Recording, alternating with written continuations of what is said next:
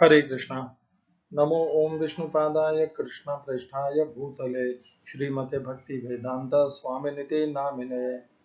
हरे कृष्णा कृष्णा कृष्णा हरे हरे, हरे राम राम राम हरे हरे। हरे कृष्णा। भगवद गीता 2020 में आपका स्वागत है। हमने दूसरे अध्याय के 27 2.27 इतने श्लोकों की चर्चा कर ली है। पिछले श्लोकों में हमने चर्चा की थी कि भगवान अर्जुन से कहते हैं कि भगवान ने जो दूसरे अध्याय के 11वें श्लोक से लेकर के 25वें श्लोक तक सांख्य ज्ञान को जो प्रदान किया, तथा उस सांख्य ज्ञान में भगवान ने बताया कि कैसे शरीर विनाशवान है, अनित्य है, परिवर्तनशील है, असत है, तथा आत्मा अविनाशी है, पुरातन है, नित्य है, अपरिवर्तनशील है, अविकार्य है और इसका कभी भेदन नहीं किया जा सकता, ये खंडित नहीं किया जा सकता। आग पानी जल इसको सुखा गला नहीं सकती, जला नहीं सकती। यह सब भगवान इन दोनों के बीच का अंतर भेद बता देते हैं। हमने दूसरे अध्यायों के माध्यम से यह जाना, जैसे 14वें अध्याय से, कि सत्व रज तथा तम, ये जो तीन गुण हैं प्रकृति के, इनके कारण देही अर्थात जीवात्मा शरीर से बंध जाता है। और इसी से हमने एक अर्थ यह भी निकाला, इसी से विपरीत, कि यदि देही को शरीर से अपने आप को भवबंधन से, इस शरीर के बंधन से मुक्त करना है, तो उसे इस सत्व रज तथा तम, इन तीनों गुणों से परे जाना होगा, मुक्त होना होगा। जो बांधता है उसी से छूटने से बंधन भी छूट जाएगा। अर्थात प्रकृति के जो सत्व रज और तम गुण है, ये जो हमारे मन बुद्धि अहंकार और स्वभाव को प्रभावित करते हैं, इस प्रकृति के इस बलशाली प्रभाव से मुक्त होना है। अपने मन बुद्धि अहंकार और स्वभाव को इससे मुक्त कराना है, प्रकृति के इन त्रिगुणात्मक प्रकृति से, तथा उसे भगवान की भक्ति सेवा तथा उपासना में लगाना है, तो हम मुक्त हो गए। इसी जीवन में, इसी संसार में रहते रहते भी हम मुक्त हो जाएंगे। और हमने यह भी जाना कि जो चर है उसको भी देह होती है, तथा उसमें भी देवात्मा होती है, प्राण शक्ति होती है, तथा जो अचर है उसको भी देह होती है, उसमें भी जीवात्मा होती है, प्राण शक्ति होती है, परंतु वह हमारे अनुभव में नहीं है। हम अचर को जड़ व्यर्थ पदार्थ जानते हैं, प्राण शक्तिहीन पदार्थ जानते हैं, परंतु भगवान 13वें अध्याय में कहते हैं चराचर में जो कुछ भी है वह, उसमें देह भी है तथा उसको जीवात्मा भी है उसके भीतर। इस प्रकार हमने जाना। हमने बार बार भगवद गीता 2020 इस बात का अनुमोदन करती है कि भगवद गीता को यदि समझना है तो भगवद गीता के ही अध्यायों में जो उसी विषय के ऊपर अनेकों श्लोक दिए हुए हैं उनका आधार लेना चाहिए, क्योंकि भगवद गीता ही एकमात्र वह शास्त्र है जो स्वयं भगवान श्री कृष्ण के मुखारविंद से प्रकट हुई है। बाकी समस्त शास्त्र किसी ऋषि मुनि और देवताओं के द्वारा प्रदान की गई है।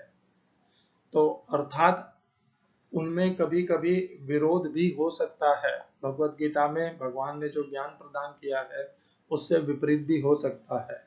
तो यदि हमें अपने आप को संशय रहित, संदेह रहित और सदैव भगवान श्री कृष्ण का अनुयायी रहना है, हमें कभी भगवान श्री कृष्ण के विपक्ष में खड़ा नहीं होना है, कभी उनके द्वारा बताए गए धर्म के, ज्ञान के मार्ग का प्रतिकूल अपने आप को नहीं बनाना है, प्रतिकूल कर्म नहीं करना है, आचरण नहीं करना है, तो हमें सदैव एकमात्र भगवत गीता का आधार लेना चाहिए, उसी का अध्ययन करना चाहिए, तथा उसमें जो कुछ भी लिखा हो उसको सर्वोपरि जान करके बाकी सब शास्त्रों में जो भी विपरीत लिखा हुआ है उसे अस्वीकार कर देना चाहिए, यदि वह विपरीत है तो।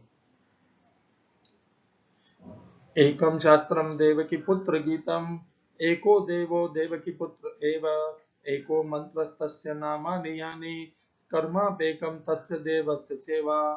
एक ही शास्त्र श्रीमद् भगवद गीता जो भगवान श्री कृष्ण ने प्रदान की है, एक ही भगवान श्री कृष्ण, क्योंकि वो पूर्ण पुरुषोत्तम है, वे धर्म को जानते हैं, धर्म की रक्षा करते हैं तथा धर्म का ज्ञान देते हैं, धर्म का आचरण करने के लिए आत्मशक्ति आत्मबल देते हैं तथा हमें इस भवबंधन से छूटने का मार्ग बताते हैं। और कोई ऐसा शास्त्र नहीं है और कोई ऐसा भगवान नहीं है जिन्होंने हमारा इतना कल्याण, इतना सूरत, इतना हमारे लिए विशेष किया हो।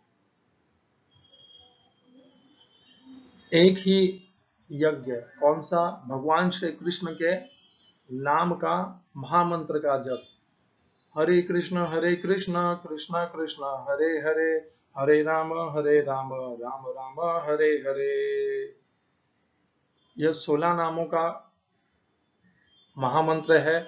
इसमें भगवान के नाम आते हैं, कृष्ण आते हैं, राम आते हैं, हरे आते हैं। हरे अर्थात भगवान की आह्लादनी शक्ति। यही एकमात्र साधन है इस कलयुग से, इस भवबंधन से छूटने का।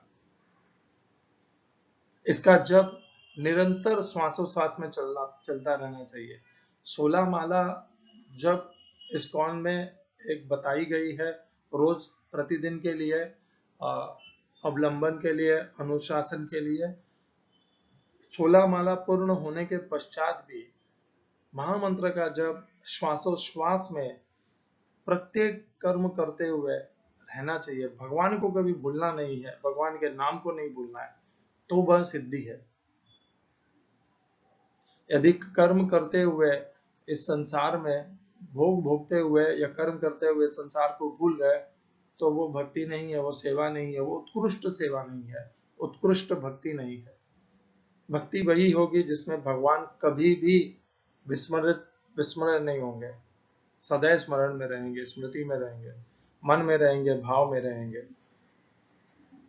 और आखिरी में कर्म, सेवा और भक्ति, इन तीनों के द्वारा भगवान श्री कृष्ण की नित्य निरंतर उपासना, सेवा, यही एकमात्र 4 स्तंभों का हमारा जीवन होना चाहिए। भक्ति का आचरण होना चाहिए, आधार होना चाहिए। विवादों में नहीं उलझना चाहिए कि भवबंधन से मुक्त हो जाने के पश्चात जीवात्मा अद्वैतवाद के परिणाम स्वरूप भगवान परमात्मा में विलीन हो जाएगा, या द्वैतवाद के अनुसार भगवान में से पृथक रह के भगवान की निरंतर सेवा करेगा। यह तो भगवान का विषय है, उनके नियंत्रण में है, उनके नियमों के अधीन है। हमें जीवात्मा होने के पश्चात भी आज हमारा सोचना है कि हमें अपना उद्धार कैसे करना है, भवबंधन से कैसे छूटना है। छूटने के बाद क्या होगा उतना तो कृपया करके विनम्रता पूर्वक कह रहा हूं, भगवान के लिए छोड़ दीजिए। सब कुछ हम ही निर्णय करेंगे क्या हमारे लिए क्या होगा, हमारा क्या करेंगे? छोड़ दीजिए। वाद विवाद, निंदा, तिरस्कार छोड़ दीजिए, भगवान के ऊपर छोड़ दीजिए। इस जन्म में हम निरंतर कहते हैं कि जब अच्छा होता है, बुरा होता है, जो भी होता है उसे भगवान के द्वारा प्रदान किया गया जान करके भक्त के लिए यही आभूषण है कि वो उसे स्वीकार करके सदैव स्थिर रहे, संतुलन में रहे। जब इस जीवन में हमें इस प्रकार का आचरण करना है तो जो भवबंधन से छूटने के बाद जीवात्मा का क्या होगा, यह आचरण तो अभी बहुत दूर है। इतने भविष्य की चिंता आज क्यों करना है, उसके विवाद आज क्यों करना है, उसके लिए एक दूसरे पथ में द्वेष क्यों रखना है? तो भगवान का साम्राज्य है, भगवान का नियंत्रण है, भगवान का नियम है, क्या चिंता है? मुझे तो कोई चिंता नहीं है। जो भगवान को करना होगा, जो उनको मंजूर है, जो उनके नियमों में वो वह करे। मेरा काम तो क्या है, मेरा काम भवबंधन से छुटकारा लेना है। आप भी सबसे यही निवेदन है, इस तरह का श्रेष्ठ विचार रखिए, निंदा में मत उतरिए, दूसरे पद के अनुयायियों को निंदा मत करिए, उनका तिरस्कार मत करिए, उनके आचार्य गुरुओं का निंदा तिरस्कार मत करिए। भगवान को सभी प्रिय है। समोहम सर्वभूतेषु न मे द्वेषोस्ति न प्रियः ये भजन्ति तो माम भक्त्या मयि ते तेषु चाप्यहम्। यदि कोई मुझे भजन करता है, वो भले निर्गुण रूप में करता है या सगुण रूप में करता है, यह नहीं कहा है भगवान ने। दोनों किसी भी भाव से भक्ति करते हैं तो भगवान भी उनकी भक्ति करते हैं, उनका ध्यान रखते हैं, निरंतर उनका रक्षा करते हैं। भगवान को मार्ग में जब भगवान उसको निर्गुण भक्ति को अस्वीकार नहीं करते या सगुण को अस्वीकार नहीं करते, हम कौन है दूसरे पथ के ऊपर निंदा करने वाले, उनके प्रति द्वेष रखने वाले।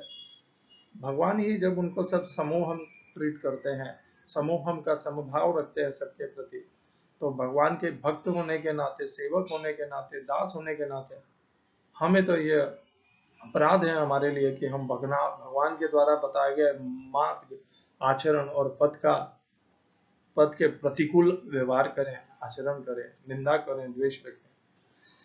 यही सब समझते हुए आगे बढ़ते हैं।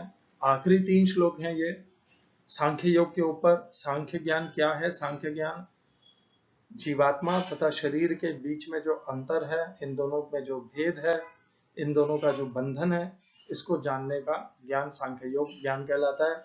यह भगवान सर्वप्रथम यही ज्ञान प्रस्तुत करते हैं भगवत गीता में, क्योंकि सांख्य ज्ञान ही वो आधार है जहाँ से अध्यात्म की अध्यात्म प्रारंभ होता है। जब तक मनुष्य अपने आप को जीवात्मा रूप में नहीं पहचानेगा, नहीं जानेगा, नहीं मानेगा, तब तक वो अध्यात्म में प्रगति नहीं कर पाएगा, स्थिर नहीं हो पाएगा, ना अध्यात्म के ज्ञान को समझ पाएगा। आपके सामने है दूसरे अध्याय का 28वां श्लोक।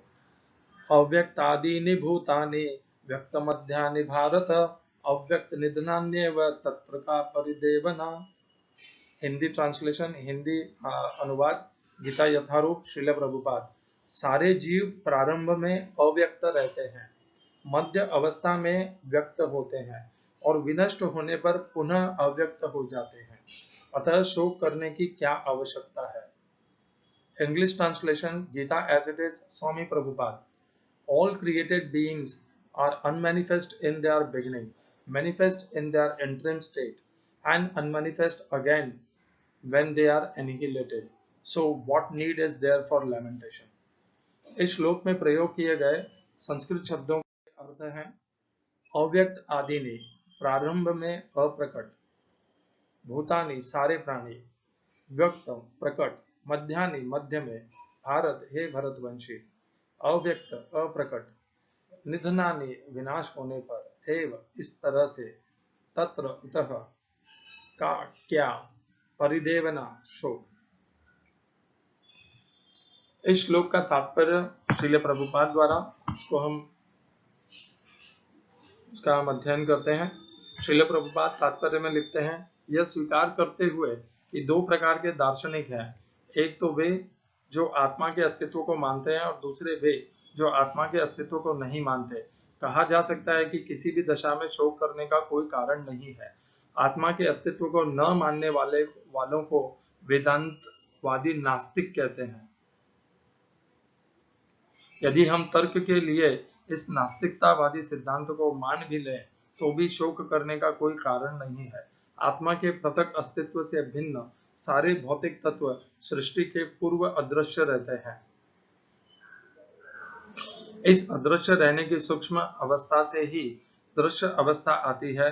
जिस प्रकार आकाश से वायु उत्पन्न होती है, वायु से अग्नि, अग्नि से जल और जल से पृथ्वी उत्पन्न होती है। पृथ्वी से अनेक प्रकार के पदार्थ प्रकट होते हैं। यथा एक विशाल गगनचुंबी महल पृथ्वी से ही प्रकट है। जब इसे ध्वस्त कर दिया जाता है तो वह अदृश्य हो जाता है और अंततः परमाणु रूप में बना रहता है। शक्ति संरक्षण का नियम बना रहता है, किंतु कालक्रम से वस्तुएं प्रकट तथा अप्रकट होती रहती है। अंतर इतना ही है, अतः प्रकट होने, व्यक्त या अप्रकट अव्यक्त होने पर शोक करने का कोई कारण नहीं है। यहाँ तक कि अप्रकट अवस्था में भी वस्तुएं समाप्त नहीं होती। प्रारंभिक तथा अंतिम दोनों अवस्थाओं में ही सारे तत्व अप्रकट रहते हैं, केवल मध्य में वे प्रकट होते हैं और इस तरह इससे कोई वास्तविक अंतर नहीं पड़ता। यदि हम भगवत गीता के इस वैदिक निष्कर्ष को मानते हैं कि ये भौतिक शरीर कालक्रम में नाशवान है, अंतवंत इमे देहा, किंतु आत्मा शाश्वत है, नित्य योक्ता शरीरिणः, तो हमें यह सदा स्मरण रखना होगा कि यह शरीर वस्त्र परिधान के समान है, अतः वस्त्र परिवर्तन होने पर शोक क्यों। शाश्वत आत्मा की तुलना में भौतिक शरीर का कोई यथार्थ अस्तित्व नहीं होता। यह स्वप्न के समान है। स्वप्न में हम आकाश में उड़ते या राजा की भांति रथ पर आरूढ़ हो सकते हैं, किंतु जागने पर देखते हैं कि न तो हम आकाश में हैं न रथ पर। वैदिक ज्ञान आत्म साक्षात्कार को भौतिक शरीर के अनस्तित्व के आधार पर प्रोत्साहन देता है। अतः चाहे हम आत्मा के अस्तित्व को माने या न माने, शरीर नाश के लिए शोक करने का कोई कारण नहीं है।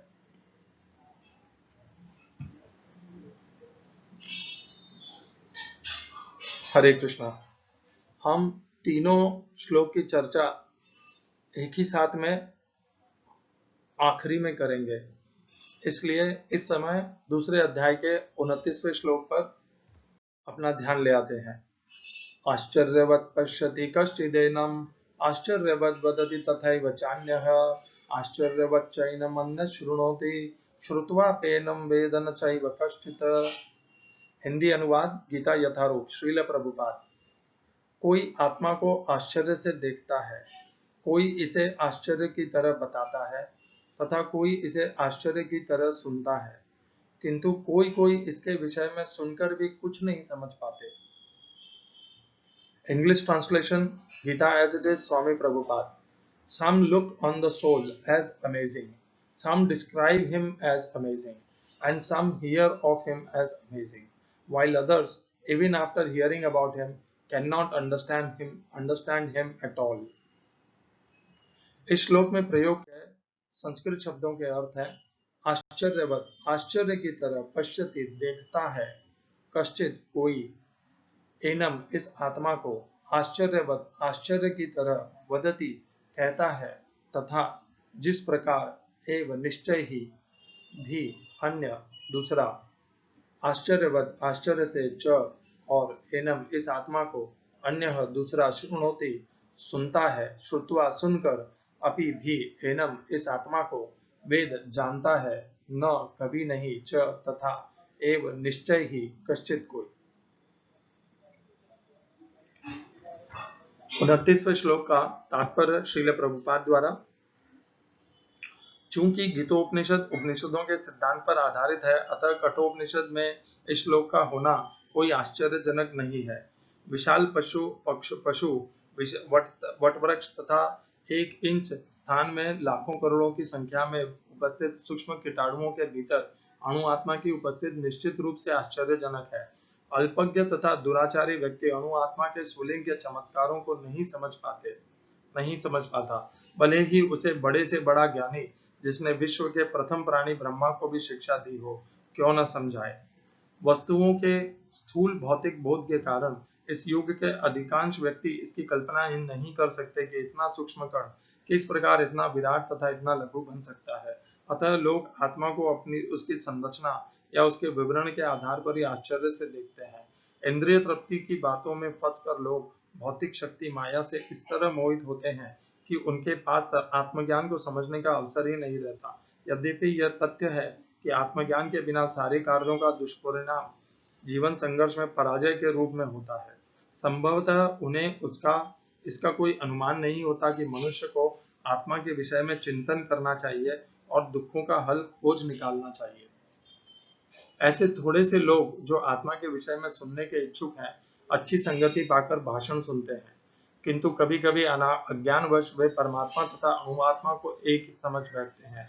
ऐसा व्यक्ति खोज पाना कठिन है जो परमात्मा अणुआत्मा उनके पृथक पृथक कार्यों तथा संबंधों एवं अन्य विस्तारों को सही ढंग से समझ सके। इससे अधिक कठिन है ऐसा व्यक्ति खोज पाना जिसने आत्मा के ज्ञान से पूरा लाभ उठाया हो और जो सभी पक्षों से आत्मा की स्थिति का सही निर्धारण कर सके। किंतु यदि कोई किसी तरह से आत्मा के इस विषय को समझ लेता है तो उसका जीवन सफल हो जाता है। अब इस आत्मज्ञान को समझने का सरलतम उपाय यह है कि अन्य मतों से विचलित हुए बिना परम प्रमाण भगवान कृष्ण द्वारा कथित भगवत गीता के उपदेशों को ग्रहण कर लिया जाए। किंतु इसके लिए भी इस जन्म में या पिछले जन्मों में प्रचुर तपस्या की आवश्यकता होती है, तभी कृष्ण को श्री भगवान के रूप में स्वीकार किया जा सकता है। पर कृष्ण को इस रूप में जानना शुद्ध भक्तों की अहेतु की कृपा से ही होता है, अन्य किसी उपाय से नहीं। हरे कृष्णा। अगला श्लोक आखिरी श्लोक है सांख्य ज्ञान के ऊपर, दूसरे अध्याय का 30वां। भगवान कहते हैं, देहि नित्यो अवध्यो अयम देहे सर्वस्य भारत तस्मात् सर्वाणि भूतानि न त्वं शोचितुमर्हसि। हे भरतवंशी, शरीर में रहने वाले देही का कभी भी वध नहीं किया जा सकता, अतः तुम्हें किसी भी जीव के लिए शोक करने की आवश्यकता नहीं है। हिंदी अनुवाद गीता यथारूप Srila Prabhupada. English translation Gita as it is, Swami Prabhupada. O descendant of Bharat, he who dwells in the body is eternal and can never be slain. Therefore, you need not grieve for any creature. इस श्लोक में प्रयोग किए गए संस्कृत शब्दों के अर्थ हैं देही, भौतिक शरीर का स्वामी अर्थात जीवात्मा, नित्यम शाश्वत, अवध्य मारा नहीं जा सकता, अयम यह आत्मा, देहे शरीर में, सर्वस्य हर एक के, भारत हे भरतवंशी, तस्मात् अतः, सर्वाणि समस्त, भूतानि जीवों जन्म लेने वालों को, न कभी नहीं, त्वम तुम शोचितुम शोक करने के लिए, अर्हसि योग्य हो। तात्पर्य श्रील प्रभुपाद द्वारा। अब भगवान अविकारी आत्मा विषयक अपना उपदेश समाप्त कर रहे हैं। अमर आत्मा का अनेक प्रकार से वर्णन करते हुए भगवान ने आत्मा को अमर तथा शरीर को नाशवान सिद्ध किया है। अतः क्षत्रिय होने के नाते अर्जुन को इस भय से कि युद्ध में उसके पितामह भीष्म तथा गुरु द्रोण मर जाएंगे, अपने कर्तव्य से विमुख नहीं होना चाहिए। कृष्ण को प्रमाण मानकर भौतिक देह से भिन्न आत्मा का पृथक अस्तित्व स्वीकार करना ही होगा।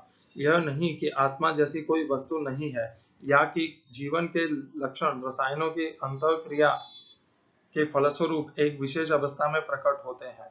यद्यपि आत्मा अमर है, किंतु इससे हिंसा को प्रोत्साहित नहीं किया जा सकता। फिर भी युद्ध के समय हिंसा का निषेध नहीं किया जाता, क्योंकि तब इसकी आवश्यकता रहती है। ऐसी आवश्यकता को भगवान की आज्ञा के आधार पर उचित ठहराया जा सकता है, स्वेच्छा से नहीं।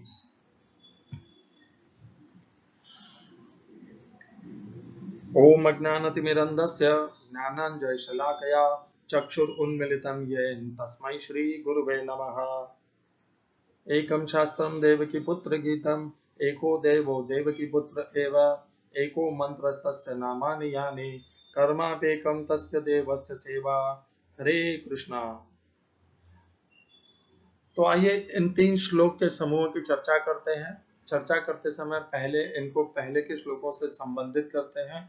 दूसरे अध्याय के 26 और 27 श्लोक में भगवान कहते हैं कि यदि सांख्य योग पर विश्वास नहीं है, श्रद्धा नहीं है, तो इसका अर्थ यही है कि वह मनुष्य और अर्जुन यह मानते हैं कि आत्मा अमर नहीं है, अविनाशी नहीं है, नित्य नहीं है, अर्थात जब शरीर का विनाश होता है तो आत्मा भी उसके साथ ही नाश को प्राप्त होती है और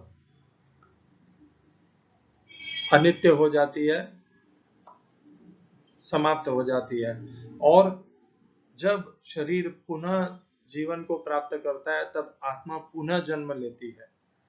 यह जो इन 2 श्लोकों में भगवान कहते हैं 26 से 27, वह केवल अर्जुन को संतुष्टि देने के लिए कहते हैं कि यदि तुम नहीं भी मानते सांख्य ज्ञान को, तो भी तुम्हारे पास दूसरा विकल्प है ही नहीं, क्योंकि मनुष्य तथा जीवा देह तथा देही दोनों जन्म भी साथ में लेना मानते हो तुम, और उनका मृत्यु भी साथ में मानते हो। और जो मृत्यु को प्राप्त होता है वो जन्म लेता है, और जो जन्म लेता है वो मृत्यु को प्राप्त होता है।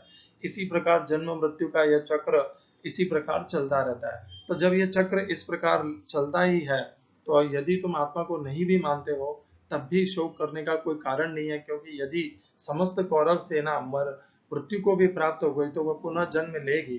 जब वह पुनः जन्म लेंगे, इस बात में कोई संदेह नहीं है, कोई संशय नहीं है, तो फिर शोक का कोई लिए कोई स्थान ही नहीं बचता। यह एक विपरीत तर्क भगवान 26 और 27 श्लोक में कहते हैं, परंतु सांख्य ज्ञान का जो महत्वपूर्ण हिस्सा है वह भगवान दूसरे अध्याय के 11वें से लेकर के 25वें श्लोक में दे चुके हैं। और उसके आधार पर ही भगवान 28वें श्लोक में एक बहुत महत्वपूर्ण बात कहते हैं, जिसे हमारे लिए समाज के लिए वो बहुत महत्वपूर्ण है। अव्यक्त आदीनि भूतानि व्यक्त मध्यानि भारत अव्यक्त निधनान्येव तत्र का परिदेवना। सारे जीव प्रारंभ में अव्यक्त रहते हैं, मध्य अवस्था में व्यक्त होते हैं और विनष्ट होने पर पुनः अव्यक्त हो जाते हैं। अतः शोक करने की क्या आवश्यकता है। मैं आपका ध्यान एक पृथक अलग ही दृष्टिकोण पर ले जाना चाह रहा हूं। तो भगवान क्या कहते हैं, हिंदी अनुवाद को मैं पुनः पढ़ रहा हूं। भगवान 3 स्थितियों का वर्णन करते हैं, एक जन्म से पहले, एक जन्म के दौरान और एक जन्म के पश्चात। तो भगवान कहते हैं जन्म के पहले सब अव्यक्त रहते हैं, जन्म के दौरान व्यक्त होते हैं और पुनः अव्यक्त हो जाते हैं। यह है हमारा मनुष्य के जीवन की लीला। शरीर को प्राप्त करने के पहले जीवात्मा अव्यक्त रहती है। शरीर तो होता ही नहीं है उसके पहले क्या होता है, जीवात्मा। और जीवात्मा किस स्वरूप में रहती है, भगवान कहते हैं अव्यक्त रहती है। और शरीर धारण करने के पश्चात वो बीच में दिखने लग जाती है। भगवान क्या कहते हैं, मध्य अवस्था में व्यक्त होते हैं। फिर जैसे ही शरीर के साथ में उस जीवात्मा शरीर का नाश हो जाता है और जीवात्मा उससे विलग हो जाती है, तो जीवात्मा पुनः अव्यक्त हो जाती है। यह हमारा रोज का अनुभव है। तो जैसे मेरा पुत्र 2000 में जन्म को प्राप्त हुआ, तो उसके पहले वर्ष 2000 के पहले वो अव्यक्त था, वो नहीं था। उसी प्रकार आपके परिवार में जिसने भी जन्म लिया है वो अपने जन्म के पहले अव्यक्त थे। यह हम सबका रोजमर्रा का अनुभव है, प्रतिदिन का अनुभव है। जन्म के पहले हम जिसे नहीं जानते हैं वो सब अव्यक्त होते हैं और जन्म के बाद शरीर को धारण करके वो व्यक्त हो जाते हैं। फिर भगवान क्या कहते हैं, हमारे परिवार में हमारे बहुत से परिजन मृत्यु को प्राप्त हुए हैं। तो भगवान क्या कहते हैं कि जब मृत्यु को प्राप्त होते हैं मनुष्य, तो देह का विनाश होता है तथा पुनः अव्यक्त हो जाते हैं। कौन अव्यक्त हो जाता है, देह तो विनाश हो गया तो बचा क्या, जीवात्मा। जीवात्मा क्या हो जाती है, पुनः अव्यक्त हो जाती है। तो जब हमारे जैसे मेरे पिताजी, वर्ष 2000 में ही मेरे पिताजी का देहांत हो गया। देहांत होने के बाद अब क्या वो है, व्यक्त है मेरे सम्मुख, नहीं, अब वो क्या है, अव्यक्त है। तो जन्म के पहले और मृत्यु के पश्चात समस्त जीव क्या रहते हैं, जन्म के पहले और मृत्यु के पश्चात समस्त जीव अव्यक्त रहते हैं। केवल मध्य में जब जन्म रहता है, शरीर रहता है, तभी वे व्यक्त होते हैं। यह बात आपको बारंबार कहने के पीछे एक बहुत बड़ा रहस्य है, जिसको मैं यहाँ पर अब उजागर करूंगा। एक बार पुनः इस बात को कह रहा हूं, जन्म के पहले समस्त जीव, समस्त आत्मा जिसे हम देही कहते हैं, वे सब अव्यक्त रहते हैं। यह बात हम जानते हैं, रोज अनुभव करते हैं, इसलिए ये हमें स्वीकार करने में कोई संशय नहीं होना चाहिए। और मृत्यु के पश्चात वही समस्त जीव अव्यक्त हो जाते हैं और हमें नहीं दिखाई देते, और वही है जीवात्मा, वही है देही, वही है आत्मा, और वो अव्यक्त हो जाते हैं।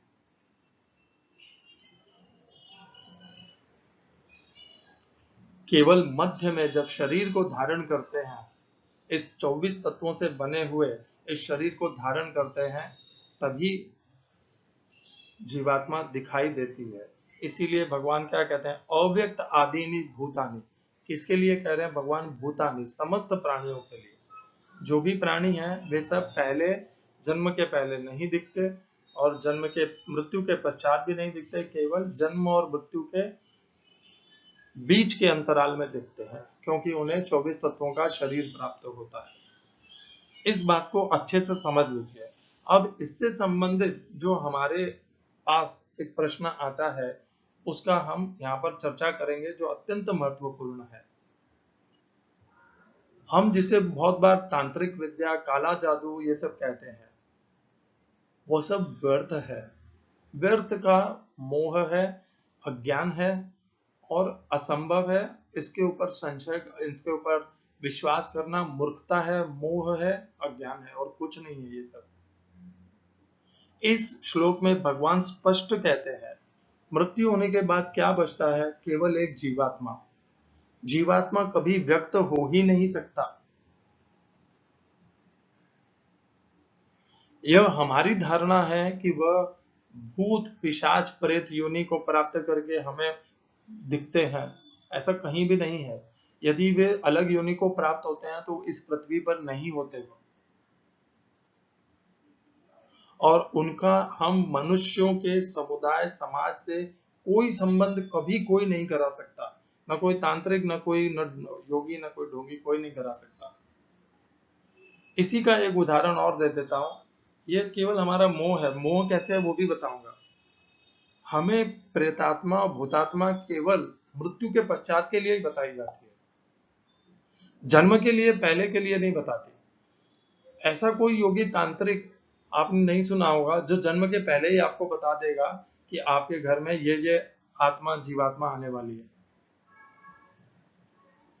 और आप उसके अभी दर्शन करा सकता हूं, मैं आपसे अभी उनकी भेंट करा सकता हूं।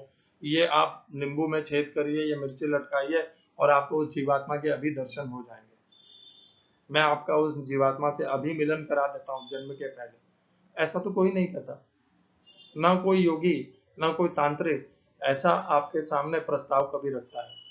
केवल वो यही प्रस्ताव रखता है कि मृत्यु के पश्चात मैं उस जीवात्मा की आपसे भेंट करा दूंगा। केवल तभी वो कराता है। क्यों? क्योंकि उसे पता है कि जो हमारा मध्य काल में, जन्म और मृत्यु के बीच के अंतराल में हमारा जो संबंध हुआ है उससे, उस देह से, उसके प्रति हम आसक्त हैं। तो तांत्रिक, योगी, ढोंगी वो हमारे आसक्ति का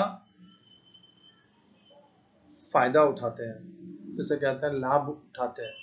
हमारी आसक्ति हमारे से बिछड़े हुए हमारे स्वजनों में होती है। मृत्यु के पश्चात भी हमारी आसक्ति उनमें रहती है।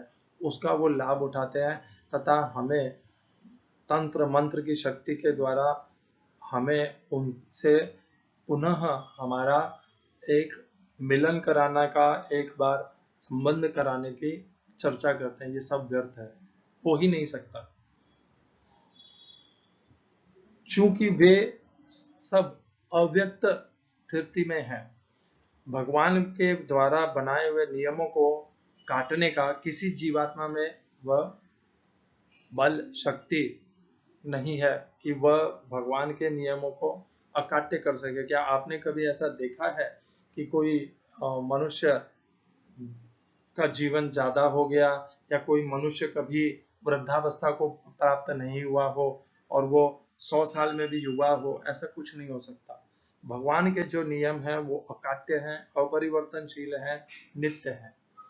तो भगवान का यह भी नियम है कि जन्म के पहले समस्त जीवात्मा अव्यक्त रहेंगी और उनसे कोई संबंध स्थापित नहीं हो पाएगा। इसीलिए हम जन्म के पहले हमारे यहाँ जन्म होने वाले जीवात्माओं से कोई संबंध स्थापित नहीं कर पाते।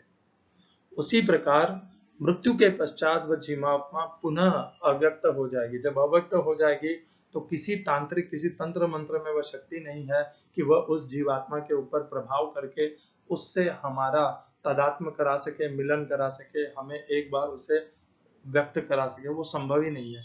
कैसे कोई अव्यक्त को व्यक्त करा सकेगा? किसी मंत्र, तंत्र, योगी, तांत्रिक, मांत्रिक, ढांगी, किसी में वो शक्ति नहीं है कि वो जो अव्यक्त है उसे व्यक्त करा सके। यह केवल हमारे मन में आए हुए डर, अंधविश्वास, व्यर्थ की श्रद्धा, अज्ञान और मोह है, जिसका लाभ वो तांत्रिक, मांत्रिक, योगी, ढोंगी सब उठाते हैं और हमें मूर्ख बनाते हैं। हमें भूत, प्रेत, पिशाच और पुनर्जन्म ये सब कहानियां दे करके हमें मूर्ख बनाते हैं। इतने बड़े बड़े महान मनुष्य हो गए परंतु उनका कभी पुनर्जन्म नहीं हुआ, ना उन्होंने कभी किसी को दर्शन दिया आज तक। तो हमारे ही पूर्वज ऐसे क्या विशेष हैं कि वो हमें पुनः दर्शन दे देंगे। कभी कभी कोई कहता है मेरे भीतर मेरे माताजी आ गए, पिताजी आ गए, इसके भीतर आ गए। ये सब व्यर्थ की चर्चा है। ये मानसिक मनोबल कमजोर होता है तब ये सब व्यर्थ के हमारे मनोभाव हैं, इसके अलावा कुछ नहीं है। इतने बड़े बड़े संत महात्मा, संत तुकाराम, श्रील प्रभुपाद, महात्मा गांधी जी, भगवान बुद्ध, इतने सब मृत्यु को प्राप्त हो गए, तो वो तो कभी किसी में नहीं आते। केवल हमारे पूर्वजों में ही वो शक्ति है कि वो हमारे में आ जाते हैं और ये कभी नहीं आते। ऐसा नहीं होता है। बुद्धिमान बनिए, अपने अज्ञान को हटाइए, मोह को हटाइए, संशय को हटाइए, भगवान के अकाट्य नियमों को समझने का प्रयास कीजिए। उन अकाट्य नियमों को इस संसार का कोई शक्ति, कोई तंत्र मंत्र उसको कुछ नहीं कर सकता। भगवान के नियमों को, यह एक अलग ही पहलू था जो मैंने आपको, चूंकि वो इस श्लोक के और आधारित है, ये सारी समझ, ये सारा ज्ञान इस श्लोक से पर आधारित है, इसलिए प्रदान किया। मैं मानता हूं कि ऐसे शास्त्र हो सकते हैं जो तामसिक शास्त्र हैं, जो इस प्रकार की तंत्र मंत्र विद्या बताते हैं, परंतु वह संभव नहीं है। वो सब व्यर्थ के शास्त्र हैं। वो लोगों को मोहित करने के लिए ही वो शास्त्र बने हैं। ऐसी कोई शक्ति है नहीं।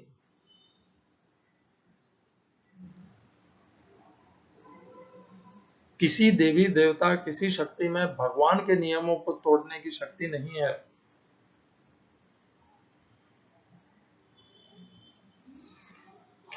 तो हम चर्चा कर रहे थे दूसरे अध्याय का 28वां श्लोक, जिसमें भगवान ये बताते हैं। इसी से संबंधित 8वें अध्याय में भी एक श्लोक आता है जिसकी हम चर्चा यहाँ पर करेंगे।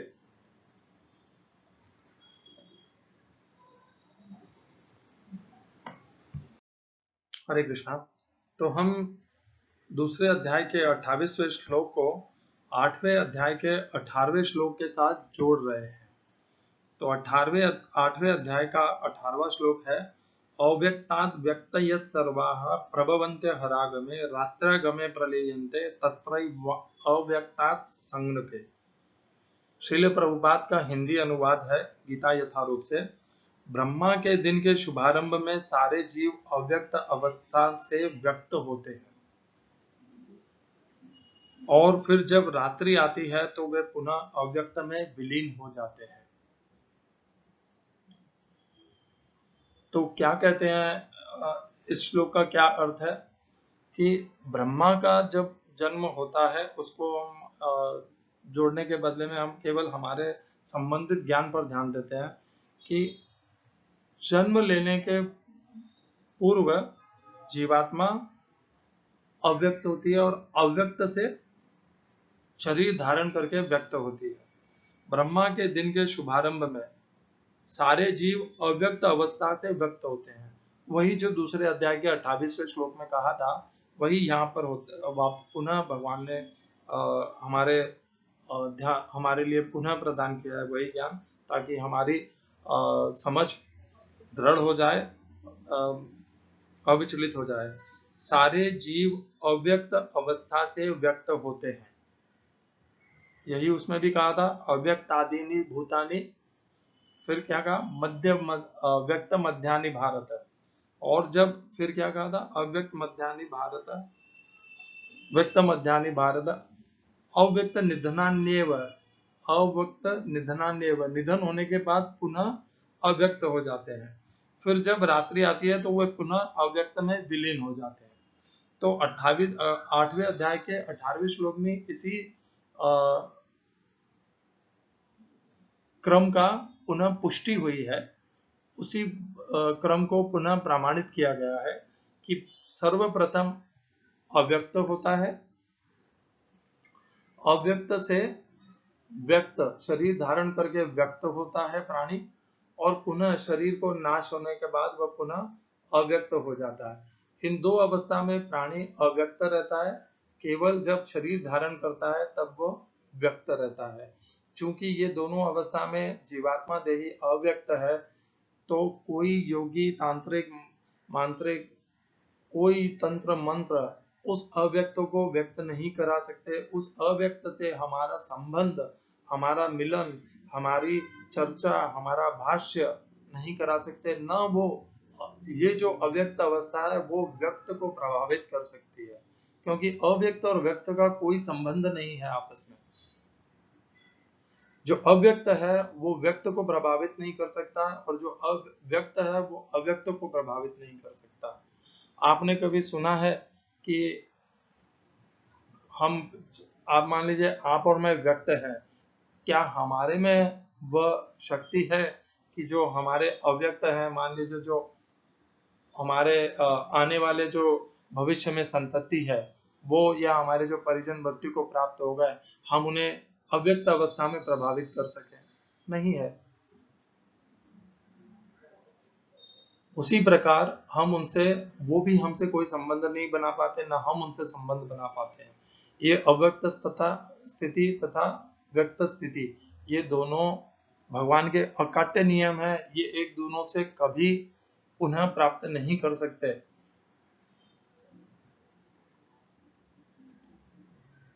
इसी बात को हमें समझना अत्यंत आवश्यक है।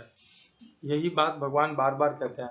यह भी हम कह सकते हैं कि ब्रह्मा का दिन बहुत बड़ा होता है, अर्थात जीवात्मा केवल एक बार अव्यक्त से व्यक्त होता है और फिर हजारों लाखों साल जीवित रहता है, क्योंकि ब्रह्मा का एक दिन हमारे यहाँ का हजारों वर्ष तक चलता है।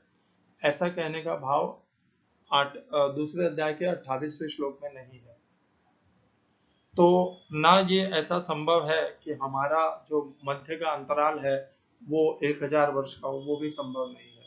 तो फिर क्या हो रहा है, हम दोनों श्लोक को जोड़ेंगे तो हम ये ऐसा समझ सकते हैं कि पहले अव्यक्त था, फिर शरीर को प्राप्त हुआ, मृत्यु के पश्चात पुनः अव्यक्त हुआ, और फिर भगवान कहते हैं जो मृत्यु को प्राप्त होते हैं वो पुनः जन्म लेते हैं। तो ये अव्यक्त हो गया, और अव्यक्त से पुनः शरीर को धारण किया तो फिर से व्यक्त हो गया, और फिर से मृत्यु को प्राप्त हुआ और फिर अव्यक्त हो गया। इस प्रकार ये क्रम चलता रहता है, कहीं रुकता नहीं है, जब तक कि जीवात्मा का सत्व रज और तम, इन तीनों गुणों से जो बनी हुई प्रकृति है, माया है, उससे संबंध विच्छेद नहीं हो जाए। उसके द्वारा जीवात्मा जो शरीर से बंध जाता है, उससे जीवात्मा का मुक्ति नहीं मिल जाए, उसका छुटकारा नहीं हो जाए, भवबंधन उसके कट नहीं जाए, तब तक यही जन्म चक्र सदैव चलता रहता है। अव्यक्त शरीर को धारण करके व्यक्त, शरीर को छोड़ करके पुनः अव्यक्त, फिर पुनः शरीर को धारण करके व्यक्त, फिर पुनः शरीर को त्याग करके अव्यक्त। ये इसी प्रकार ये चक्र चलता रहता है, और जो अव्यक्त है वो व्यक्त को प्रभावित नहीं कर सकता, और जो अव्यक्त है वो अव्यक्त को प्रभावित नहीं कर सकता। ये भगवान के अकाट्य नियम है। किसी तांत्रिक योगी इन सब के वश में मत जाइए, उनकी शरण में मत जाइए। भगवान के नियमों को सहर्षता से स्वीकार कर लीजिए कि यही नियम है, और आप पुनः शांति प्राप्त करेंगे। और नहीं तो आप तंत्र मंत्र योगी उपासना के इस व्यर्थ के अज्ञान में और मोह में अपना जीवन व्यर्थ कर देंगे। यह था दूसरे अध्याय के 28वें श्लोक से हम जो समझ सकते हैं। आगे आकर के 29वें श्लोक की चर्चा करते हैं। 29वें श्लोक में भगवान क्या कहते हैं? भगवान कहते हैं आश्चर्यवत क्षेत्र क्षेत्रज्ञ विभाग योगो नाम त्रयोदशो अध्याय है। 13वें अध्याय में क्षेत्र अर्थात शरीर और क्षेत्रज्ञ अर्थात जीवात्मा, इन दोनों के बीच का भेद, अंतर और संबंध अच्छे से विस्तृत और विस्तार से भगवान ने बताया है। तो अब हम 13वें अध्याय के कुछ श्लोक लेंगे यहाँ पर, जिसमें सबसे पहले हम यह जानेंगे कि किस प्रकार मनुष्य जान सकता है कि वह जीवात्मा है और शरीर से परे है, शरीर से पृथक है। तो इस बारे में भगवान बताते हैं 13वें अध्याय के 25 और 26, इन दो श्लोकों में भगवान बताते हैं कि जीवात्मा कि मनुष्य किस प्रकार अपने आप को जीवात्मा के रूप में पहचान सकता है, मान सकता है, जान सकता है, अनुभव कर सकता है। ध्याने आत्मनि पश्यन्ति केचिदात्मानमात्मना अन्ये सांख्येन योगेन कर्मयोगेन चापरे। हिंदी अनुवाद गीता यथारूप श्रील प्रभुपाद। कुछ लोग परमात्मा को ध्यान के द्वारा अपने भीतर देखते हैं, तो दूसरे लोग ज्ञान के अनुशीलन द्वारा, और कुछ ऐसे हैं जो निष्काम कर्म योग द्वारा देखते हैं। That super soul is perceived by some through meditation, by some through the cultivation of knowledge, and by others through working without fruitive desires. तो यहाँ पर क्या बताया गया है कि ध्यान के द्वारा, ध्यान अर्थात मेडिटेशन जिसे इंग्लिश में कहते हैं, ध्यान के द्वारा प्रयत्नशील मनुष्य अपने अंदर आत्मा, उस परमात्मा तत्व को जान पाते हैं। और कुछ सांख्य योग के द्वारा, सांख्य योग क्या है? आत्मा तथा शरीर के बीच के भेद का, उस ज्ञान का नाम है सांख्य ज्ञान। तो सांख्य ज्ञान से क्या जाना जाता है? आत्मा। सांख्य ज्ञान के द्वारा भी कुछ लोग उस ज्ञान के द्वारा भी जान लेते हैं, और कुछ कर्मयोग के द्वारा अपने आप को पहचान लेते हैं कि मैं शरीर नहीं हूं और मैं वह जीवात्मा हूं और परमात्मा का एक अंश हूं। अपने अंदर वह आत्मा तथा परमात्मा इसी शरीर में दोनों देख पाते हैं। तो क्या तीन माध्यम बताए भगवान ने यहाँ पर? ध्यान, दूसरा सांख्य योग या सांख्य ज्ञान, और तीसरा कर्म योग। इन तीन माध्यमों से भगवान ने बताया कि मनुष्य, प्रयत्नशील मनुष्य अपने भीतर आत्मा तथा परमात्मा दोनों को पहचान सकता है। जब तक आत्मा को नहीं पहचानेगा तब तक परमात्मा को कैसे पहचानेगा? तो आत्मा और परमात्मा, सांख्य योग वैसे भी आत्मा की पहचान कराती है, शरीर से पृथक पहचान कराती है। एक और मार्ग भगवान बताते हैं 26वें श्लोक। अन्ये त्वेवमजानन्तः श्रुत्वा नेभ्य उपासते तेपि चाति तरन्त्येव मृत्युः श्रुतिपरायणाः। इस श्लोक का हिंदी भावार्थ, हिंदी अनुवाद गीता यथारूप श्रील प्रभुपाद। ऐसे भी लोग हैं जो यद्यपि आध्यात्मिक ज्ञान से अवगत नहीं होते, पर अन्यों से परम पुरुष के विषय में सुनकर उनकी पूजा करने लगते हैं। ये लोग भी प्रामाणिक पुरुषों से श्रवण करने की मनोवृत्ति होने के कारण जन्म तथा मृत्यु पथ को पार कर जाते हैं। English translation Gita as it is, Swami Prabhupada. Again, there are those who, although not conversant in spiritual knowledge, begin to worship the Supreme Person upon hearing about him from others. Because of their tendency to hear from authorities, they also transcend the path of birth and death. तो यहाँ पर भगवान ने क्या बताया कि तीन मार्ग पहले बताए थे भगवान ने, ध्यान अर्थात मेडिटेशन, दूसरा सांख्य योग, सांख्य ज्ञान, और तीसरा कर्म योग। उनके अलावा चौथा मार्ग यहाँ पर बताया कि जो मनुष्य इन तीनों मार्ग से नहीं जा पाते, वो ध्यान नहीं कर पाते और ज्ञान भी इतना उनमें नहीं है और कर्मयोग भी नहीं कर रहे हैं, तो भी यदि वे किसी प्रामाणिक स्तोत्र से केवल श्रवण करेंगे तो उस श्रवण के माध्यम से भी वे अपने अंदर जीवात्मा को तथा परमात्मा को दोनों को जान सकते हैं, और जानने से वो तुरंत जन्म मृत्यु के चक्र से छूट जाएंगे। ये था भगवान ने चार मार्ग बताया किस प्रकार जीवात्मा तथा परमात्मा को अपने भीतर जाना जा सकता है, पहचाना जा सकता है और अनुभव किया जा सकता है। ये भी जानना बहुत जरूरी था, क्योंकि हमने दूसरे अध्याय के इन श्लोकों में यह तो जान लिया कि जीवात्मा पृथक है और शरीर पृथक है तथा यही सांख्य योग है, हम यही चर्चा कर रहे थे। यहाँ पर 13वें अध्याय में भगवान ने वो चार मार्ग बता दिए। उन्हीं चार में से हम एक मार्ग की चर्चा दूसरे अध्याय में कर रहे हैं, और वो है सांख्य योग। दूसरे अध्याय में जो हम चर्चा और ज्ञान भगवान से प्राप्त कर रहे हैं वह है सांख्य ज्ञान, और भगवान ने इस श्लोक में 13वें अध्याय के 25वें श्लोक में इस बात का पुनः पुष्टि की है, प्रमाणित किया है कि सांख्य योग भी एक मार्ग है जिससे आत्मा तथा परमात्मा इन दोनों को इस विनाशी शरीर के अंदर अनुभव किया जा सकता है, जाना जा सकता है, पहचाना जा सकता है। और क्या कहते हैं 13वें अध्याय में भगवान? और 13वें अध्याय में आगे भगवान हमें बता, तो दूसरे अध्याय के 29वें श्लोक में भगवान कहते हैं, आश्चर्यवत् पश्यति कश्चिदेनम् आश्चर्यवत् वदति तथैव चान्यः आश्चर्यवच्चैनं मन्यः शृणोति श्रुत्वाप्येनं वेद न चैव कश्चित्। तो इसका हिंदी अनुवाद है, कोई आत्मा को आश्चर्य से देखता है क्या आत्मा को देखा जा सकता है? नहीं, यहाँ पर देखने का अर्थ है उसको समझने की कोशिश करता है। कोई इसे आश्चर्य की तरह बताता है अर्थात ज्ञान देता है इसके बारे में, तथा कोई इसे आश्चर्य की तरह सुनता है। जो ज्ञान प्राप्त कर रहा है उसने इसके पहले आत्मा के विषय ज्ञान को नहीं प्राप्त किया है, तो उसके लिए यह एक अनूठा आश्चर्यजनक ज्ञान है। जैसे स्वयं अर्जुन गीता के पहले सांख्य ज्ञान को नहीं जानते थे, इसीलिए वे मोहग्रस्त हो रहे थे पहले अध्याय में। जैसे ही सांख्य ज्ञान को प्राप्त हो गए हैं, तो अब वो परिवर्तित हो जाएंगे, और चूंकि वो पहली बार सांख्य ज्ञान को प्राप्त किए हैं, तो निश्चित है अर्जुन भी इसे आश्चर्य के भांति स्वीकार कर रहे होंगे। कोई इसे आश्चर्य की तरह सुनता है, किंतु कोई कोई इसके विषय में सुनकर भी कुछ नहीं समझ पाते। तो यह भी संभव है।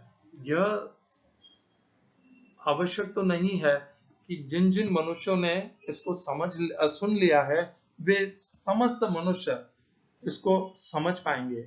ये कहीं पे भी संभव नहीं है। मनुष्य उसी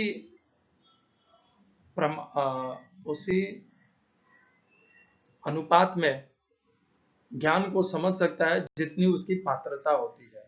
इसीलिए भगवान 7वें अध्याय में कहता है, मनुष्याणाम सहस्रेषु कश्चिद् यतति सिद्धये यततामपि सिद्धानाम कश्चिन् माम वेत्ति तत्वतः। कहने का भाव यह है कि हजारों में से कोई एक प्रयत्न करता है, उन प्रयत्न करने वालों में से भी कोई एक ही भगवान को जान पाता है।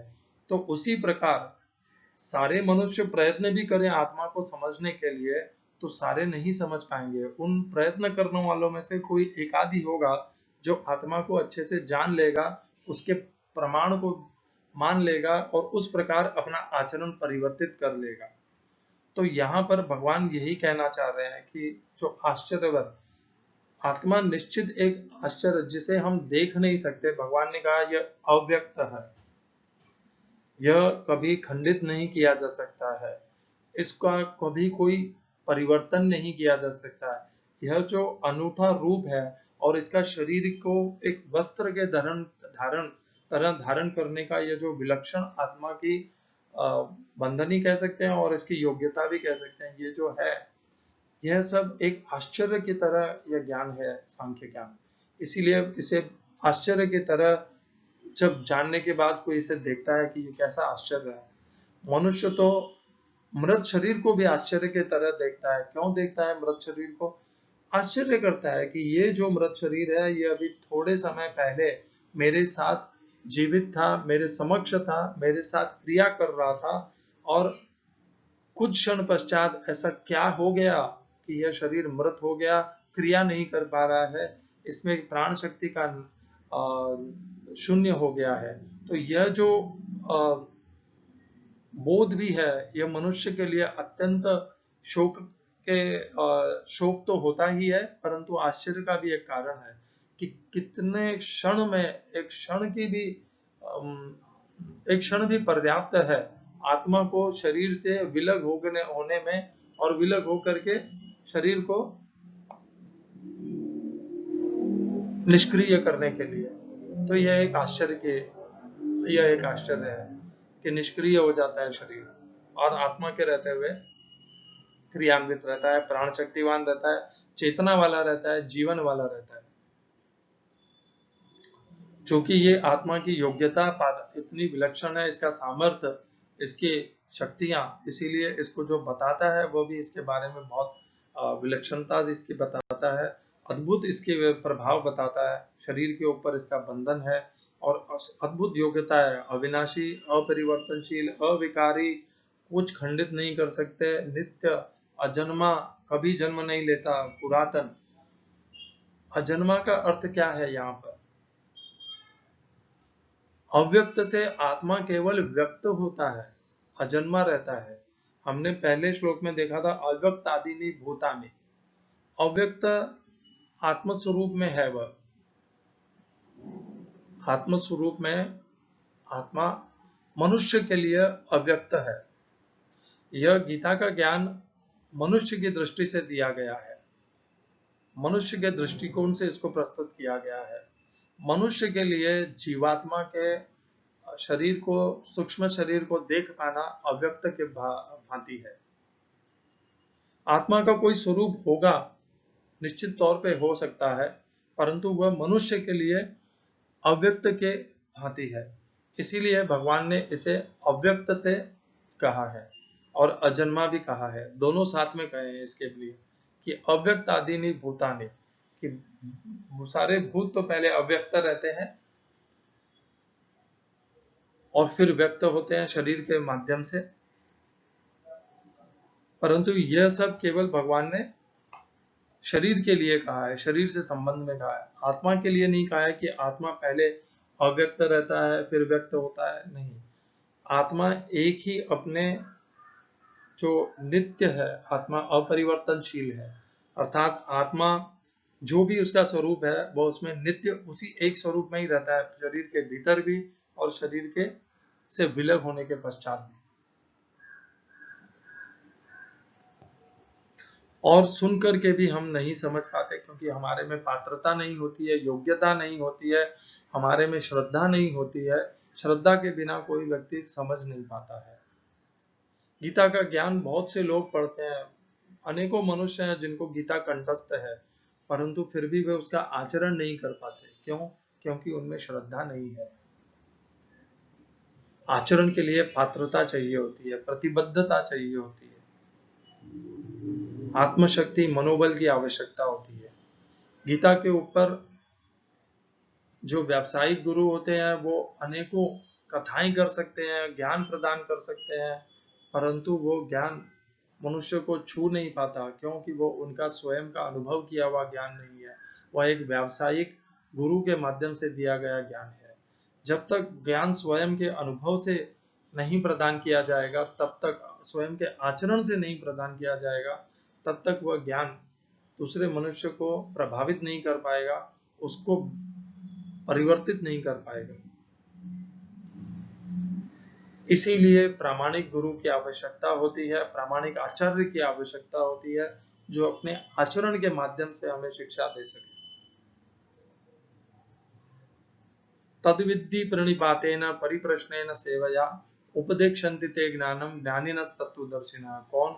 जिन्होंने तत्व को देखा है, उसका अनुभव किया है और उसको आचरण किया है, वही आचार्य कहलाते हैं, वही हमारे मार्गदर्शक बन सकते हैं, वही हमें ज्ञान दे सकते हैं, हमारा ज्ञान दे सकते हैं। परंतु मुक्ति और भवबंधन से छुटकारा हमें स्वयं अपना करना है। कोई गुरु अपने शिष्य का भवबंधन से छुटकारा नहीं कर सकता। यदि कोई गुरु इस प्रकार का आपके सामने प्रस्तावना देता है कि मैं तुम्हारा भवबंधनों से छुटकारा दे दूंगा, कर दूंगा, तो वह झूठा है, असत्य बोलता है और उसका एकमात्र उद्देश्य आपको ठगना होगा, आपको आपसे कोई संपत्ति प्राप्त करना होगा।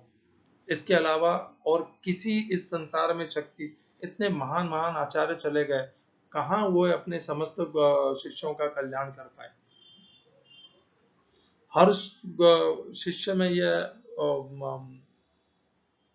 सदैव इच्छा होती है कि उसका कल्याण हो जाए, उसकी मुक्ति हो जाए, उसका भवबंधन से छुटकारा मिल जाए उसे। परंतु क्या जितने गुरु गए हैं वे अपने समस्त शिष्यों का छुटकारा करा पाए? नहीं। वो गुरु का सामर्थ्य नहीं है। गुरु ज्ञान दे सकता है, सामर्थ्य वो स्वयं विकसित करना होगा। शिष्य को अपने भीतर स्वयं को, अपने आप को उद्धार करना होगा, अपना साधन खुद बनाना होगा, साधन बना करके स्वयं का उद्धार करना होगा और स्वयं को भवबंधन से छुटकारा दिलाना होगा। यही एकमात्र साधन है। गुरु को इसलिए मत पकड़िए कि वो आपको भवबंधन से अपने आप अपनी शक्तियों द्वारा ले जाएगा, ये संभव नहीं है। गुरु को इसलिए जाइए गुरु के पास, क्या कहा है भगवान ने? तद्विद्धि प्रणिपातेन परिप्रश्नेन सेवया उपदेक्षन्ति ते ज्ञानम ज्ञानिनस्तत्त्वदर्शिनः। जो तत्व को जानते हैं वो आपको ज्ञान दे सकते हैं। विनम्रता पूर्वक उनकी सेवा करके उनसे प्रश्न पूछिए, वो आपको ज्ञान देंगे। ज्ञान को प्राप्त कीजिए, ज्ञान का अनुसंधान कीजिए, अनुसंधान करके स्वयं का उद्धार कीजिए। यह उत्तरदायित्व मनुष्य का स्वयं है कि वह अपना उद्धार करे। यह उत्तरदायित्व गुरु का नहीं है कि वह शिष्य का उद्धार करे। गुरु केवल एकमात्र ज्ञान प्रदान कर सकता है। यह सब 5वें अध्याय में भगवान बताते हैं। तद्विद्धि प्रणिपातेन, इसके आगे भी श्लोक भगवान बताते हैं, मैं इसको यहाँ पर बताता हूँ।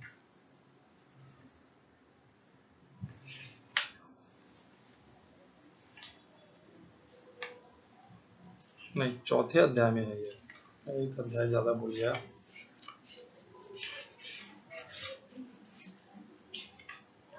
तो उसके पश्चात भगवान बोलते हैं,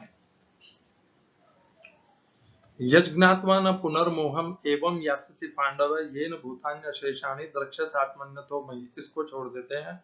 उसके अगले श्लोक में भगवान क्या बोलते हैं, अपि चेदसि पापेभ्यः सर्वेभ्यः पापकृत्तम है सर्वं ज्ञानप्लवेनैव व्रजिनं संतरिष्यसि।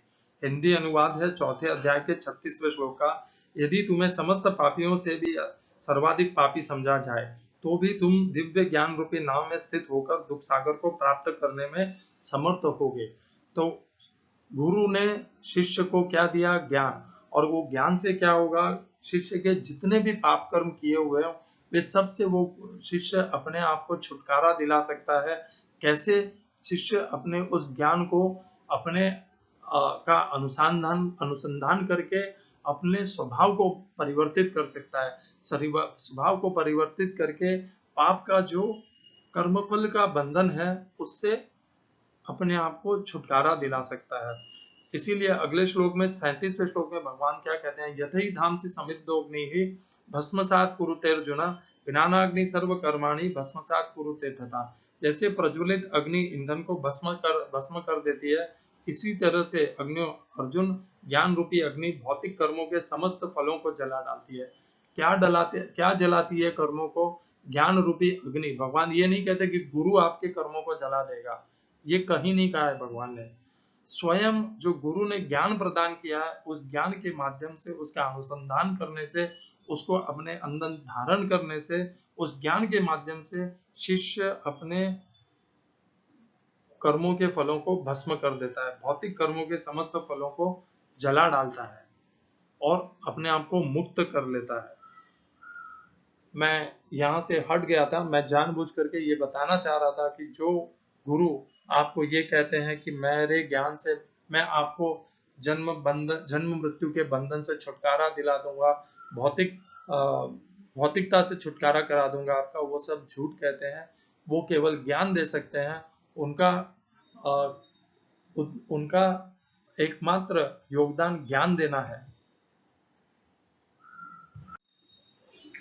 तो हम पुनः अपने चर्चा पर आ जाते हैं। दूसरे अध्याय का 29वां श्लोक है। तो ये आत्मा को अनुभव कर लेना, उसे जान लेना, यह भी अपने आप में एक दिव्य ज्ञान है, रहस्यमय ज्ञान है। इसको योग्यता और पात्रता के द्वारा इसे प्राप्त किया जा सकता है। गुरु के आचरण से इसका हमें ज्ञान मिलता है, गुरु के देने से यह ज्ञान हमें प्राप्त होता है। जिस प्रकार भगवान श्री कृष्ण ने अर्जुन को प्रदान किया, हम भी किसी प्रामाणिक गुरु के माध्यम से या गुरु के आचरण के माध्यम से इस ज्ञान को प्राप्त कर सकते हैं। आखिरी श्लोक सांख्य ज्ञान का 30वां श्लोक, भगवान अंतिम निर्देश सांख्य गुण या ज्ञान के आधार पर अर्जुन को देते हैं। उसका हिंदी अनुवाद है, हे भरतवंशी, शरीर में रहने वाले देही का कभी भी वध नहीं किया जा सकता, अतः तुम्हें किसी भी जीव के लिए शोक करने की आवश्यकता नहीं है। तो भगवान क्या कहते हैं कि कोई भी प्राणी हो, भले वह मनुष्य हो या अन्य प्राणी हो, उसके अंदर जो देही है उसका नाश नहीं किया जा सकता। अतः अर्जुन को अपना स्वधर्म नहीं त्यागना चाहिए। अर्जुन को या किसी भी मनुष्य को शोकाकुल हो करके अपने धर्म को केवल इस भाव से नहीं त्यागना चाहिए कि मैं वध नहीं करूंगा। तो आज हमारी सीमाओं पर हमारे सैनिक हमारी रक्षा कर रहे हैं, हमारे देश की रक्षा कर रहे हैं। यदि वो सैनिक ये कह दे कि नहीं, मैं हमारे जो हमारे ऊपर युद्ध कर रहे हैं उस युद्ध पक्ष के सेनाओं के सैनिकों का वध नहीं करूंगा, तो वो कैसे होगा, वो कैसे हमारी रक्षा कर पाएगा। और इस तरह के मोह को, अज्ञान को प्राप्त होना भी नहीं, उसे नहीं चाहिए, वो उसके स्वधर्म के विपरीत है। उसी प्रकार जब एक सैनिक अपने स्वधर्म को नहीं छोड़ सकता क्योंकि वो सीमा पर है, सीमा की रक्षा करना, देश की रक्षा करना उस सैनिक का कर्तव्य है, उसी प्रकार अर्जुन का कर्तव्य है कि वो धर्म की स्थापना करे, वो अपने स्वधर्म को नहीं छोड़े, वह अधर्मी, अन्यायी कौरवों, कौरव पक्ष के समस्त सेनाओं का, संपूर्ण सेना का विनाश कर दे, क्योंकि संपूर्ण सेना का विनाश किए बिना कौरव परास्त होंगे नहीं। जब तक कौरव परास्त होंगे नहीं, अधर्म का नाश होगा नहीं, अधर्म का नाश नहीं होगा तब तक धर्म की स्थापना भी नहीं हो पाएगी। तो हमें क्या जानना है कि जब हमारा धर्म होता है तो हमें स्वधर्म से विचलित नहीं होना, यही भगवान 30वें श्लोक में बता रहे हैं। क्योंकि जीवात्मा का कभी मृत्यु होती ही नहीं है, तो स्वधर्म से विचलित नहीं होना चाहिए, भ्रष्ट नहीं होना चाहिए स्वधर्म से। इसका अर्थ यह नहीं है कि मनुष्य को दूसरे मनुष्य का वध करने की स्वतंत्रता मिल जाती है, क्योंकि देही तो अविनाशी है, नित्य है, इसलिए वह प्राणियों का या दूसरे मनुष्यों का वध कर सकता है, हत्या कर सकता है, ऐसा अर्थ भाव भगवान ने नहीं कहा है। हत्या तो अपने आप में एक अपराध है, अधर्म है, अन्याय है। वह इस यहाँ पर केवल भगवान ने इसलिए उसको स्वीकार किया है, स्वीकृति दी है, क्योंकि यहाँ पर स्वधर्म का विषय है। स्वधर्म क्या है अर्जुन का, कि उसे धर्म की स्थापना करनी है, अधर्म का विनाश करना है। उसी प्रकार एक सैनिक को विपक्ष, युद्ध करने वाले, हमला करने वाले सैनिकों का वध करने की इजाजत है, परंतु उसी सैनिक को देश के भीतर किसी मनुष्य को मारने की स्वतंत्रता नहीं है। यही नियम है।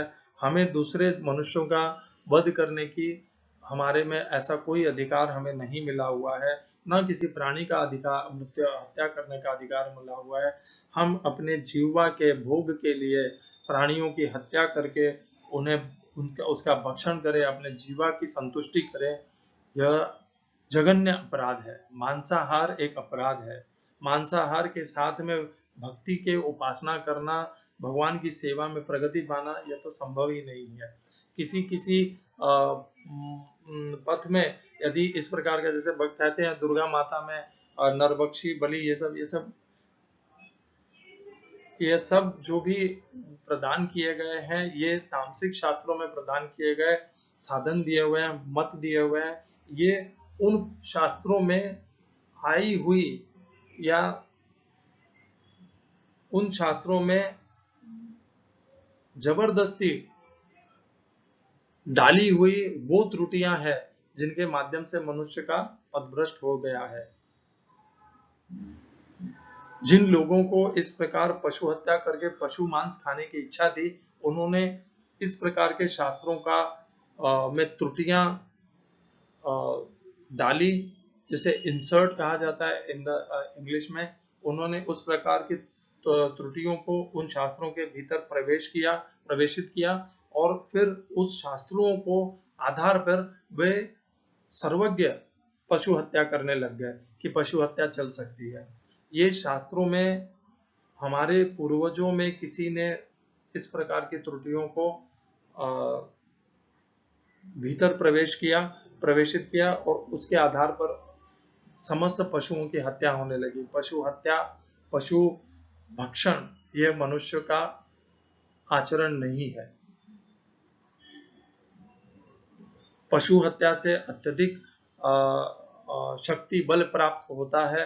इस प्रकार का यह जो